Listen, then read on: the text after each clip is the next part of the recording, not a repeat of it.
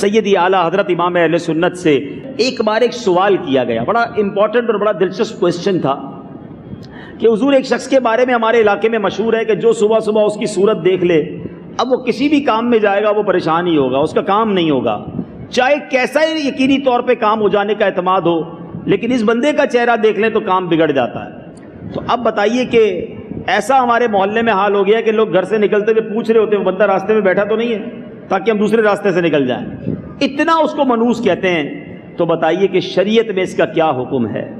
اللہ اکبر۔ سیدی اعلیٰ حضرت نے جو جواب دیا ذرا سنیے گا۔ آپ فرماتے شریعت میں اس کی کوئی اصل نہیں ہے، لوگوں کا وہم سامنے آتا ہے۔ شریعت کا حکم ہے جب کوئی شگون بد یعنی برا شگون گمان میں آئے تو اس پر عمل نہ کرو۔